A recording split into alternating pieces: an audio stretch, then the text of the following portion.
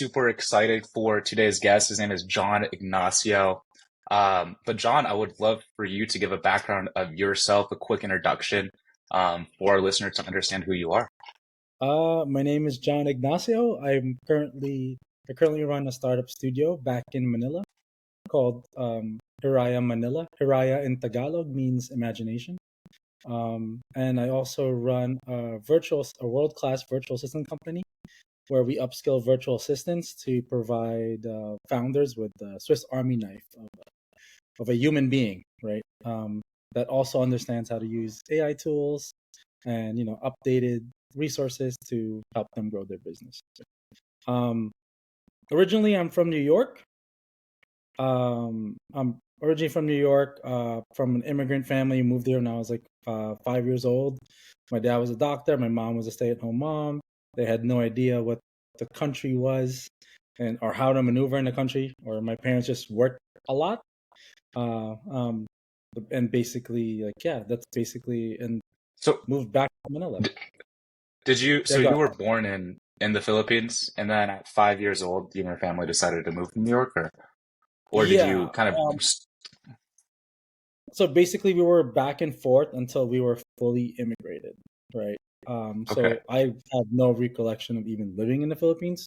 I felt like I was way too young. I remember bits and right. parts, but I think we were like technically homeschooled until my dad, as a doctor, immigrated us slowly uh, to. And did your dad get his degree in the States, or how did he get connected into the medical field? So I That guess in seems the medical field, they were immigrating a lot. There was like I guess from nursing all the way to doctors.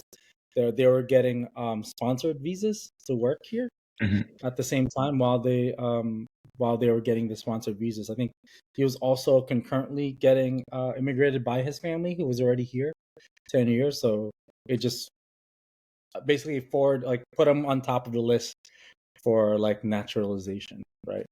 Um, Very it's cool. basically how they guided a lot of Filipinos. I think, And and I'm a '80s kid, so most Filipinos here are medical field kids. very cool. And it's interesting because I went to college in Southern California. I know SoCal actually has one of the highest populations of Filipinos. Why New York? So my dad, basically, he was actually SoCal before initially. He was in Okay, very California and cool. then really loved New York. I think the opportunity was there. He actually worked. He was already a doctor in Manila and then worked as a janitor in one of the public hospitals. And Wow. somehow, basically, while he was being a janitor, he's talking to one of the head doctors in one of the in Brooklyn Hospital or Coney Island Hospital in Brooklyn, New York, and then they were really impressed that he was like, "Why are you just a janitor?" So they were able to expedite his because you have to take the test all over Mhm. again if you're a doctor from the Philippines, right? That's why if you Wow. go to like New York, you talk to a Mhm. taxi driver from Nigeria or Pakistan, Mhm. they're usually like, yeah, I'm like an engineer or a scientist back Right. home because the accreditation is just so poor. It doesn't translate when you go to America.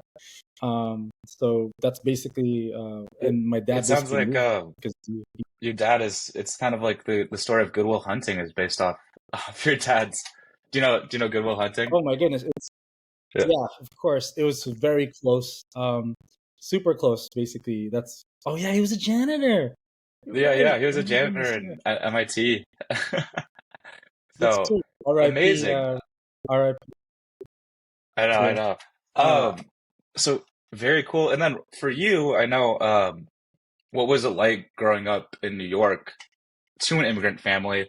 Was the schooling system, were you pretty much, like, were you in like a kind of like international like schooling system, or how was that like just once you moved there? Because I'm sure I know that um, you don't really remember Manila, but I'm sure it's a big, oh yeah, it's I a big remember difference. America.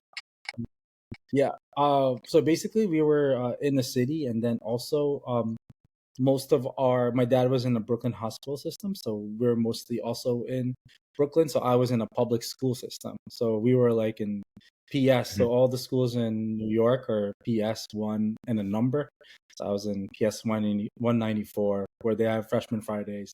You get beat up, and then Mhm. you. The cool thing about New York is you get a subset of every region. And where I was in Brooklyn, each block had a specific like ethnicity. Right? There's Mhm. the Irish Catholics, the Italians in one block. Basically, like I guess like there's Chinese and there's like a Chinese community down the block. It's really like an insane melting pot. I really enjoyed the aspect of Brooklyn, and I think my dad really like that's kind of like he wanted us to have that grit as well. But I think Mhm. growing up, it was especially for if you're an immigrant family, first gen, our biggest pain points are that from an education standpoint, our parents don't have time to tell us how school works or how the system works or Right. how college works. So my brothers and I we're all entrepreneurs coincidentally, mainly because we were kind of out for ourselves, and so like we were provided for from an Asian perspective, Mhm. food, housing, even college was kind of it was definitely paid for, but um, my parents didn't understand how schools work.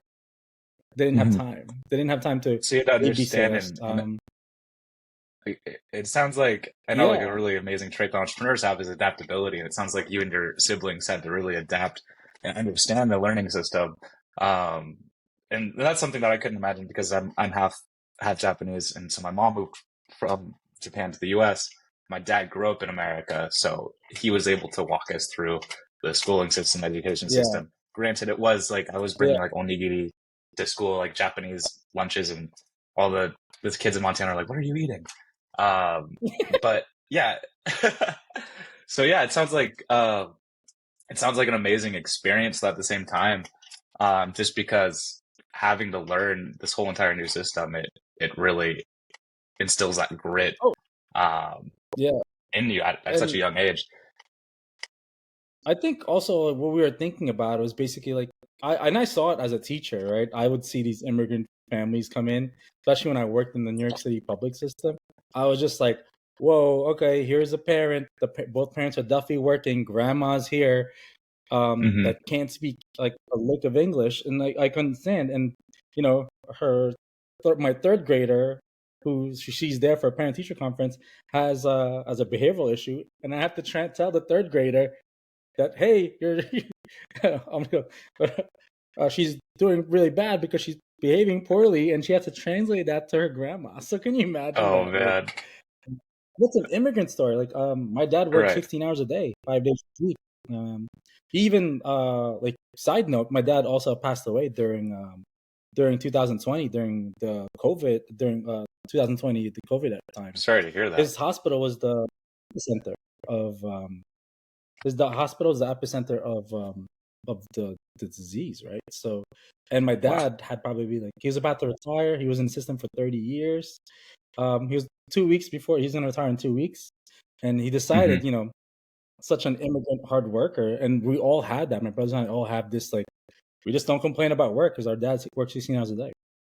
So, and like he stayed. He was honorable. He took the oath really seriously. A lot of doctors in New York actually That's ran away from New York, Florida. My dad kind of got excited uh, because he felt it gives me important again. goosebumps hearing this. I'm also very Yeah, sorry about that, but it's just yeah, he was a man for the people and really dedicated himself towards something, yeah. you know.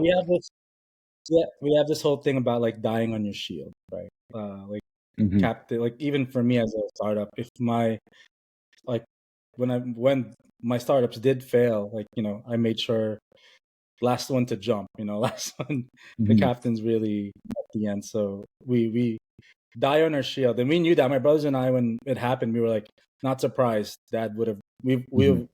my brothers and I would have all done the same thing. It's your job, do it at your best. That's it. So it's really interesting. Speaking of your dad, I remember you were telling me when we first met that he was able to have an amazing mentor that helped him get in the community, um, and also somehow your dad or your dad's mentor mentor is Andrew Huberman. Can you explain a little bit about in like Huberman Labs, just because I know there's a lot of folks that are really into Huberman. Um, Yeah, because it sounds like your a father lot of is an amazing human being. yes, I think a lot of them. I think that community is really solid. Um, I think I think just having like I think I'm not sure how close everything was, but I think from their perspective, I think that community they all kind of it's like the closest community I've ever seen. Um, I even my dad's colleagues on their side really basically they were all super active, and I think the coolest part about how they I think my fondest memories were just them caring about surviving and how to survive and Hmm. what to eat. And basically, the events I remember were just like super, like, it's kind of wild that you die like that, right? Like you die and like Right, my dad right, was pretty happy at a hospital. Never went to the hospital. Never got hospitalized, and he dies right, on like the number one thing that happens. That I think we have this whole thing, and the one thing I really enjoy, even with especially the Euromen's podcast, is they all have this one cool thing where it's like a growth mindset.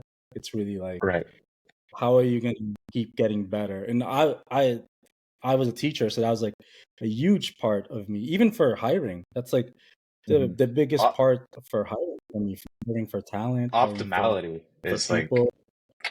Yeah, these guys were all like that, and you could tell, like, hmm, even these podcasts, there's people constantly just looking for information. So, I mean, those are my fondest memories of just like dudes going to events, hmm, conferences, and like, why are you doing this? You guys are already rich. Like, you guys all have money, right? right. Like, um, but it's really just like the best doctors are the ones that are just constantly in those groups going forward. Yeah, no, absolutely. You mentioned that all of your siblings ended up becoming entrepreneurs, but you started out as a teacher in education. I know you went Yeah. your background. You went to Columbia, and you got your degree in education and your master's in education at Columbia. Why did you decide to go into education while all your other siblings went into entrepreneurship right away? I know you're an entrepreneur now, but originally, why did you decide to get into education? Um, I was forced into it. I was a teacher in New York City. I thought I Hmm. really liked the movie Dangerous Minds with Michelle Pfeiffer, where she goes to the hood and basically like, I'm gonna Hmm. change these kids' lives. And Hmm. I'm from the inner city. I played basketball, so I saw my colleagues, I saw my teammates, especially like all over the city who that didn't value education. I don't think I did either because it wasn't cool. And I think what Hmm. really was profound to me growing up, I think it was 2004. I just graduated high school, but Obama's like one of his speeches before he became president was Another one that you're I talking remember about. the line. I remember the line vividly. He was like, "We're like there's a huge chunk of our inner city students or kids who doesn't who thinks that if you're good at school, you're white or like you know what I Hmm. mean? Right, right, That stigma really. I was like, I was like that. I didn't think I was smart, but I didn't let people know that because it wasn't cool, right? right. And You don't want to be known as fortunately, the when I nerd, like, graduated, yeah, no, definitely. But now it's cool to yeah, be a nerd, right? We have this like yeah, Kanye 100%. West. When I graduated, we had this Kanye West, Pharrell Williams trajectory of like, for instance, like the inner city nerd, right? Hmm. Like Kanye West made like as much as crazy as he is, as crazy as a human being. I think he's been also been a huge part of my like career trajectory because Right, right. he's just been such a and he doesn't get credit for it, right? He's changed fashion, music in a lot of ways, right? He's Hmm. been a trendsetter in a lot of ways, and I think, but the crazy part, I definitely don't agree. The political craziness, I don't agree with, Yeah. but I think it was just timing, right? But for me, I only Hmm. became an entrepreneur because I was solving problems in my classroom through Google Sheets. I was personalizing Hmm. my classroom. Basically, I hated the idea that math was super traditional. If you're gifted, I have to teach three digit addition for 3 days until everyone gets it. That didn't make sense to me. even as a video game player, that didn't make sense to me Hmm. because, like, you should go at your own pace, right? I have three Right, right. characters; they're leveling up at a particular pace. So that's how I saw students as well. Everything should be personalized and individualized. So that's kind of what I was doing, and then next thing you know, they just knock on my door, and uh, like a couple of startups or startup founders knocked on my door, said, "Hey, we're doing something similar," and then next thing you know, my principal goes, "Hey, quit your job. You can't be a teacher anymore."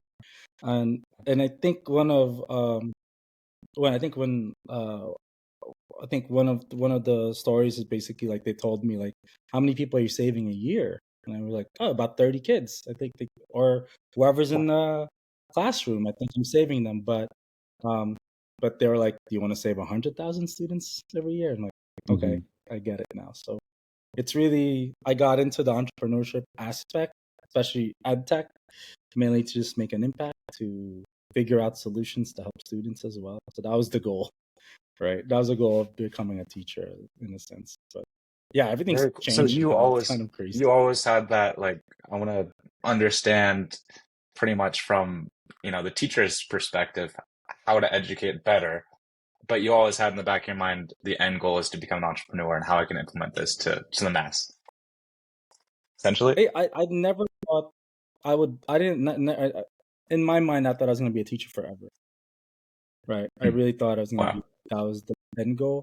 But I think the, I had traits of always challenging my principal, challenging my Hmm. colleagues. And, I was not very, um, agreeable. I was very, I was not agreeable during meetings, during staff meetings. I think it was to a point, my fourth month teaching, if I would just close my door and do my own thing and then prove my point and use the data It, to do it. So it these are all, it I seems guess, like right, entrepreneurial. right.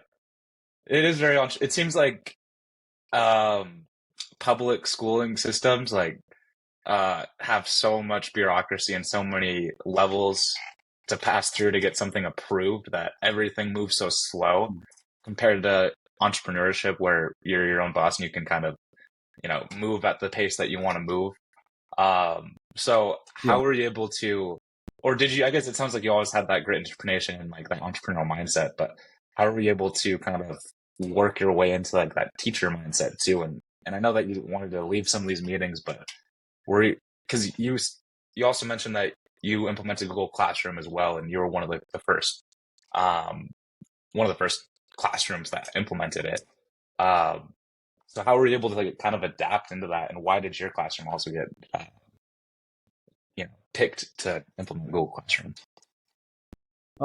I think for Google Classroom, we were actually the ones that started designing it. So Okay, okay, yeah. So I think very from cool. from from X, I think they had this regional education program, and they would ask a lot of teachers. They would collaborate with a lot of teachers, and we were the ones that were giving feedback and designing the user experience for it. So that was the cool part of what X was and what Moonshot and was. It was like they really worked with a lot of teachers. I think there was only probably like 10 or 15 of us worldwide, right? Hmm. So we were able to do that, and I think it also gave us opportunities because I was also a special ed teacher to work on Glass. So Google Okay. Glass at its infancy was awesome. That's one of my favorite projects. When I left my first ed tech company to do Google Classrooms, we also did Google Hmm. Glass. So Google Glass was amazing, ahead of its time, and Right, now it's the status. Easiest part is that it's coming back, and it's going to be $5,000 via way of Apple, right? Um, right, right. right? Like it's like we were 10 years ahead, 14 years ahead. But I think Why the coolest why part do you about the think it glass was didn't like work? Why do you think it didn't work 10 years ago, and why does it work now? I think timing. It's always timing. Like Yeah. there's I really think there's luck involved in entrepreneurship. I mean, that was not my company. That was Google's. I think Hmm. that's the reason why I probably left and decided I'm gonna go to Asia and I'm gonna build my own ventures, right? Because Hmm. working for companies becomes ambiguous, right? Like you'll put your heart out in a project, and then they'll just say, "Guess what, guys? Hmm. We're gonna stop this. Thanks Right. for the thanks for like effort. We're gonna stop this. We'll put you in another team. Don't worry, we won't fire you. So that, like, even not even just as a employee, that hurts, right? Like, Hmm. because you really believed in a product. Like, the cool. We were working with another university. I remember, not closely, but we were getting their data. So imagine, I guess, like, deaf students. They're Hmm. watching a Broadway show plays, and they're Hmm. while you're watching, you'll see the translations pop up. Whoa. Okay. Because That's you really can, if they cool. go to Broadway Yeah. shows, they're unable to see what's happening or get a Or live here. translation. Right. Right. Right. So that was That's cool. I amazing. mean, even Yeah. going to Russia and like using Google Translate while you're driving, because there's no English translations in most of Russia. So those were like, you get to learn the early stage aspect of building a product, right? Hmm. Building a team, building a product, like going through the whole test phase with unlimited budget. Hmm. That's a cool part of working for Google. Right. Right. But the not cool part is the ambiguity. It's just ambiguous. Hmm. It's not yours, and you're not going to get credit for Hmm. it. And but you'll get a wealth of amazing knowledge. Everything they say about Google is right. Every, Oh, absolutely. every You mentioned everything. that. I mean, Google is the most powerful company in the world, without it. I mean, without a doubt. Maybe Google and Apple, but you mentioned that you worked in Asia. Can you tell us where you started out, how that came to be, going to Asia? So Because I know there's a lot of folks that are interested in wanting to go that international route, going to Asia. very, So yeah. very super great question. I think I really wanted to learn Tagalog, the language.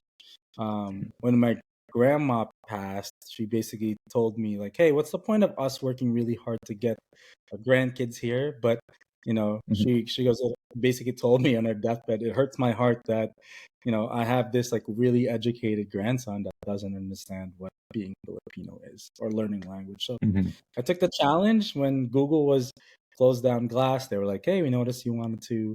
Um, like wanted to move to Asia and live there, and they gave me the ability to do that. So that was my Wow. gateway to Asia. With that type of funding and cap, and I guess was like salary wise, I was able to really see the country. And while I was there, I was able to, I guess, like go if you're in the city and you look up all the startups, it gives you a good pulse of what's happening in the country, right? The Hmm. capita, the talent, and we were actually I was working on Project Loon at that point, but I eventually quit Google because I realized Project Loon would not work in the Philippines. Well, now there's Starlink, What is right? Project Which Loon is again? crazy. Project Loon's the balloon that goes up in the air, gives free Wi-Fi. Oh, okay, okay, I got it. And then, okay, so I'm now sorry, I should there's explain that. Starlink Yeah, from Tesla. Okay, got it, got it. yeah. Yeah, that's But a cool project now it's though. Starlink. That's yeah. So does Google partner with It was the Tesla, or cool. just Tesla has that market pretty much? Then it sounds like, because isn't Starlink Um, Tesla or SpaceX? Google shut down. Yeah, Google shut down that project a couple of years ago. That was very sad. Probably I think last year, 2 years ago. Remember, I got like an Hmm. email. I'm like, oh my heart. The team Yeah. was really brilliant there. Right. I think the block there moving to Asia is that what I realized my first week there. I think we go to a provincial area because I moved there Hmm. 2016. So that was when Duterte, who's this president, he was kind of Yeah. radical, um, radical president. So the country was kind of shifting to this route. So I think his main message was like, "I'm gonna kill people who are corrupt." That was his main, Okay. and drug dealers. That was his main message. Um, However, so I think a lot of politicians were afraid or were shifting or just trying to get, I don't know. But we did, just a long story short, we went to try to implement Project Loon to a village. We were going to give away like X amount of laptops. Google, remember those Hmm. cloud laptops Google had? Yeah. I forgot the name, but they were super cheap. But we were going to give them They're to kind of like farmers. Chromebooks, We pretty were going to give much. them free. Like, Yeah, Chromebooks basically. yeah, yeah, The hundred yeah, dollar laptops. yeah. So we are going to give a bunch of those to farmers.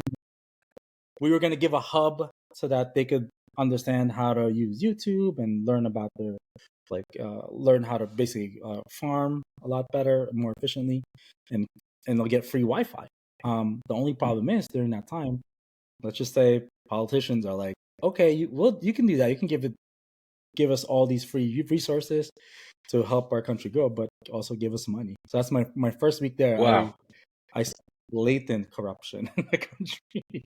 So Base it's it's interesting it's because not even yeah, it's not so they even like wanted underhand, face to they just face wanted corruption. money on top of the free resources and free internet.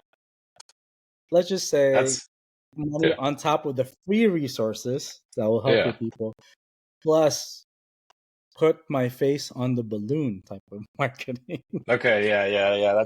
That'd be tough, tough So business to negotiate. stuff. For So sure. uh, we were like, and for me, as like, I had to leave the country for 2 weeks because they were just like, Oh, hey, wow. because I challenged whoever. I was like, we don't do that here. What's wrong with you? And I was like, and then I Yeah, got to get a call from them. I was like, we don't do that. Go to Singapore for 2 weeks. Relax. yeah. They're like, you Yeah. don't challenge politicians. I'm like, oh yeah, we're not in America anymore. I can't challenge. But I think when I came back to the Philippines, what I really Hmm. I noticed the talent, the grit that you would also see in Africa, right? Of like Hmm. tech talent And like India and talented base. and LATAM. Oh Yeah. yeah, it was just a lot easier to work in the Philippines, mainly because I mean, for me, with bias, I'm Filipino. I was going to learn the language more. Hmm. English, everyone understands English in the Philippines, Hmm. Hmm. um and it's just like and people are happy. Like Filipino people are I've like the never nicest seen. people in the world. They're the happiest people in the world. It's like almost like I wish I could have that mindset. Being a New Yorker, we have Hmm. this like super toxic mindset of what's next, what's next. It's a rat race, right? Where Hmm. Filipinos are like, oh wow, these disasters happened. Okay, cool. I'm used to it, or Hmm. I'm just like I work at the store. I'm happy with my life. Like I'm happy with my community. So I think having Hmm. those like I think that really resonated with me, and I saw so I basically quit Google and I basically met this 21-year-old developer Hmm. who hacked his school, made an app. I'm not kidding. He made an app Wow. and then hacked into the school registry system because the registration systems in the Philippines for registering for your your classrooms or your classes, it's lines. It's 4-hour lines. So he hacked the Wow. system and then he reached out to me. He reached out to me and he was like, "Hey, I have this thing. Can we like work on something together? Can you help me out?" And I went to his office. It's like a 4-man team. I was like, Hmm. "Ooh, this is what I like to do." Okay, so I sent my resignation letter and basically was like, "Oh, I'm gonna help these kids get funding." And that's basically when Hmm. our first So startup, which was Orange. was that was your business basically making all the registration of classes online instead of going and signing up and waiting in line for 4 hours? You just put it up on and they can just do it on the website or Correct. on the school's Yeah, it was website. basically Okay, very cool. yeah, it's an all-in-one school information system app for your school. So think of Facebook, but just for your school. So Facebook with registration. It's gonna like it Yep, has like yep. some AI features that you don't get double booked. Teachers know, Mhm. schools know how many students they have, what classes they have to fill in the future. So like, and then the payment goes through there too. So that was the first like little startup. So that founder got into the Forbes list when it was still cool to be in the Forbes list Yeah. years ago. That's like everyone's getting the Forbes And list now. then yeah, I was like, wow, is that Yeah. easy now? So then we did that. That's the first company we did there. Then we did a live trivia game show in the Philippines. Okay. Got about 1 million downloads. It's basically Wow. HQ but localized. Wow. Yeah. So it's HQ but localized and also expanded in Malaysia. How were you able to adapt from teaching in New York to doing business in the Philippines? Just because were you able to just because your parents are Filipino, were you able to kind of understand how they do business? Because it sounds like everything serendipitously worked out. You built good businesses with good partners, um, with your hacker partners, which that's actually a really cool story, and I bet there's a lot more Yeah. to it than just than just that. But how were you able to adapt so well? That's a great question actually. Now that I think about it, it's really I think the networking scene in Manila is a Hmm. lot more, um, people are a lot more approachable. And I Hmm. think when I say that, like the billionaires of Manila, Singapore, uh, Asia, I think there's some form of colonialism Hmm. aspect to that. If you are American and you're going to, or if you went to a good school, you'll be able to sit down any like VPs in the Right. Philippines. That's why it's easy to do business in the Philippines, mainly because you're Hmm. if you know the right people, you'll be able to get access. Whereas if it's in New York, impossible to get to like Beyonce if you want to meet Beyonce, right, for a business meeting. But in the Philippines, it's Philippines, Singapore, Malaysia, um, I think even Indonesia, similar concepts Even of Thailand too, if you right? know the right people, even Thailand, definitely Thailand. The only Yeah. problem with Thailand is the language barrier, right? Um, but I really think in the Philippines, it's not even just who you know. If you're in the startup scene, here the VC scene in 2016, 17 was hyper active, with 500 startups being around, having some form of unicorns and Hmm. press. It was I was lucky enough. It was just timing as well. Everything was hot. Hmm. App development was hot. It was also Hmm. cheap in the Philippines. So that's basically. I think I was able to really just like meet people without even trying. It was just naturally. It was very Was natural in a lot of ways. was 2016, 2017, was that kind of like around the time when there's like an influx of a lot of Filipino people learning code, learning how to develop, learning engineering, or how has the Filipino economy? Because my dad actually lived in China and he went to the Philippines like in the early 80s. And from what it sounds like, it just sounds totally different today than the early 80s, in which I know you're born in the 80s too. So like, Mm.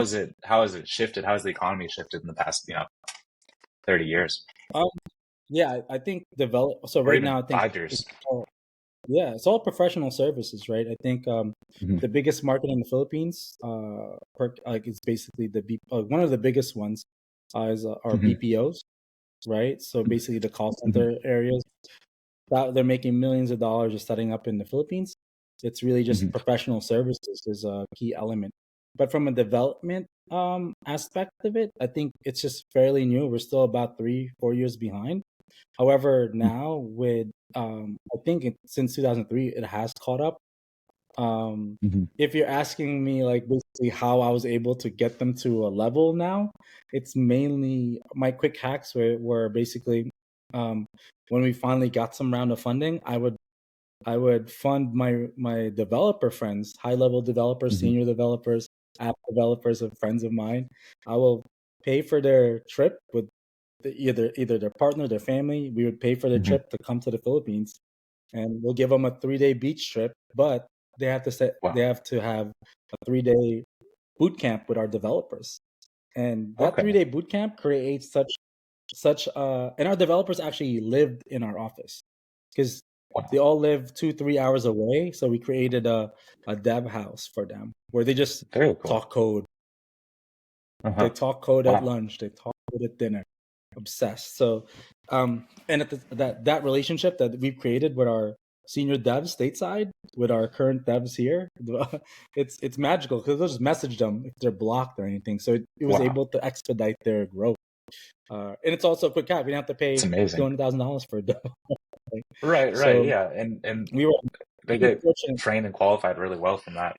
Um, what do you Yeah. recommend if business owners are interested in outsourcing their talents to, Southeast Asia, the Philippines?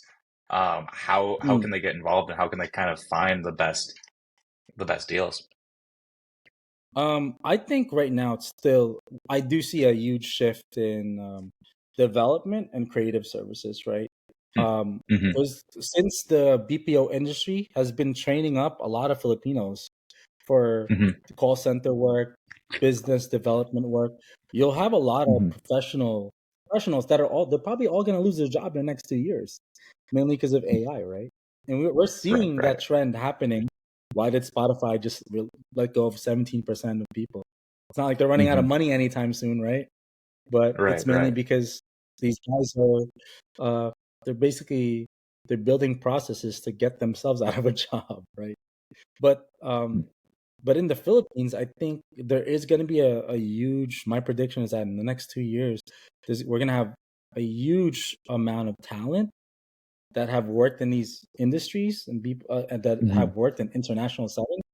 They're in the Philippines that could still be upskilled. Um, so I think I really think there's a huge the talent level in America, especially this year. We saw the trend. The layoffs are because Hmm. talent's way too expensive in America. Um, However, I think there'll be a lot more entrepreneurs in America, knowing that that's happening, right? Which is great. Um, Hmm. but I think to answer your question, um, if I were an entrepreneur and I really wanted to set up a base or a team, I think you'd really have to have a point person in mind. For instance, like that Hmm. has started a startup as a business. Um, it's that's super ethical as well. I think for us, I don't ever want to call our services like an outsourcing services. I like to Hmm. think of it as like an ethical partner. Because I Hmm. want my partner stateside to understand that hey, we treat our people properly. Yes, they're cost efficient, but the what we Hmm. pay them is above market rate, and that they are constantly being upskilled and we're investing in their lives. I think that's basically the root of what they need to do. I think having an Hmm. operator that has a entrepreneurial mindset that has experience building these companies. Canva was built in the Philippines. That main base. Oh, okay. I didn't even know that. Very cool. Oh yeah, Canva. Hmm. Canva started in Australia. She's also, I think, half Filipina, Melanie Perkins. But Okay. yeah, most of that, the big team is based in the Philippines. All those assets, all those Hmm. design assets you see on Canva, that's AI Right. now. Those were all built by Filipinos. Wow. Even Spider And Man, right? Like even design from a design standpoint, all the animations that mhm. you're seeing built by Filipinos. At the same Wow. time, the craziest thing I learned was I'm also into the arts a lot, so Hmm. I'm into the creative side. It's something I really enjoy, so I invest in creative communities as well. When I went to we were invited to a vernissage in Singapore a couple years ago, and we saw all these artists winning these events, right? Hmm. Korean artists, Japanese artists, international artists winning. And one thing when I met them, they said, "I really love your country," and I'm like, "Oh, why?" Because Hmm. 90% of production of these winners gets made in the Philippines. So I'm just like, Wow. whoa, that's insane. It's intense, right? Because it's like, how come the Hmm. country's not winning? We, is it only just being seen as cheap labor? Um, but I do think if anyone's gonna come into the country, I think they have to come in with that type of mindset, right? Like, hey, if you're gonna come here, Hmm. come with the intention of, Well, uh, you know, in remember you in the neighborhood that you live in Manila, what's it? Could you remind me what it's called again? I know that it's one of the most popular neighborhoods it's too, like called trendy neighborhoods right BGC. now. Yep. Yeah, BGC, and it's I've heard of called that before. I've Bun- seen. Sorry. yeah, and I think it's super safe there. It's like a Hmm. mini Singapore. You can get Right. it's like a mini Singapore, mini in the Well, middle it of sounds Manila. like It's also 10. yeah, it sounds like there's like It's Amazon also there, 15. Google. It's also what? Yep, Google Viber's there. Hmm. Viber's also there. It's also like 15-20 minutes away from the airport. Wow. Um, Yeah. Most entrepreneurs live there. Just to Hmm. tell you like a pretty awesome story, like there's a Shangri-La there, and Hmm. my gym's underneath it's part of Shangri-La. So the gym Hmm. alone is like a country club for entrepreneurs Okay. internationally. Wow. So I I saw like definitely need to Venmo was come. there. "Oh, Venmo is there." Right. Yeah, And just curious, I know that. it's Oh, sorry, what were you saying? no, go ahead. I was. You were saying something? Oh yeah, I was just gonna ask. Just because in lieu of the pandemic, there's so many of these tech workers that have U.S. paying jobs, and they move to the Philippines, they move to Thailand, they move to Bali, they're moving to Latin America. Um, is that shifting the economy in Manila at all? Just is it increasing prices, or how can you explain like kind of what's going on from your experience in that sense? Yeah, I do notice like an inflation, especially in where Hmm. I live. Uh, um, especially coming back to New York every year, I'm like, I just paid for a bagel and cream cheese and a coffee for $15. Plus, they flip the in New York. iPad, so I flip. I'm like, what is this? Let me get home to the Yeah. flip. But Right. Right. I do think what happens that the digital nomads, there's a lot of them there. Um, there is some startup founders do find some disdain with um, entrepreneurs that do come in and get funded right away. It happens a lot. Hmm. A lot of VCs are funding more. They did have this in their portfolio. A lot of VCs will probably admit to this, where they'll fund people like me, like Americans that come Hmm. to that have experience first world that comes to the Philippines Right. to like establish there. They'll fund those people, and I don't think it's fair. Hmm. I Do basically they I see have them an as like advantage there. they're?